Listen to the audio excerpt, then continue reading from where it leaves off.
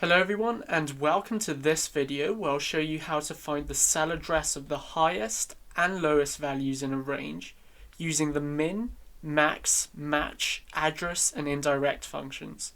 In other words, we have a range of product IDs as well as their respective sales and want to determine which product achieved the highest and lowest sales and then retrieve the product ID that corresponds to these products. To do this, we'll start by using the max function to identify the highest sales figure. We can then use the match function to identify the position of this cell within the range. So we type equals match, we're looking up the max sales figure within column C, and it is an exact match, so we type 0. As you can see, the highest sales figure is indeed in row 22. Now that we have the maximum sales figure, we can identify the address of the product ID that it corresponds to. To do this, we type equals address, first input the row, which is 22, followed by the column, which is 2, as the product ID is in column B.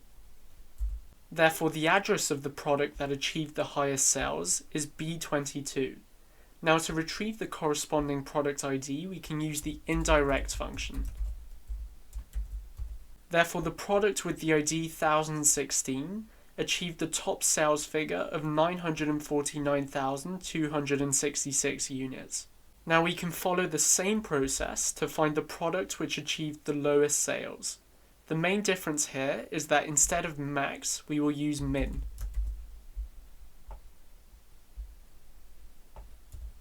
The position of the cell can once again be found using the match function. So we type equals match, we're looking up the lowest sales figure within column C, and it is an exact match, so we can type 0. Next, we can find the address using the address function. So we once again take the row, which is 17, and the column, which is 2. Finally, the product ID can be found using the indirect function. Therefore, the product with the ID 1011 achieved the lowest sales figure of 20,979 units.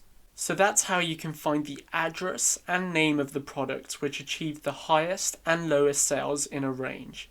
This is especially useful if you have a very large list of products, and sifting through them manually would be too time consuming. Please give this video a thumbs up if you found it useful, and subscribe to the Excel Hub for weekly Excel tutorials, techniques, and examples.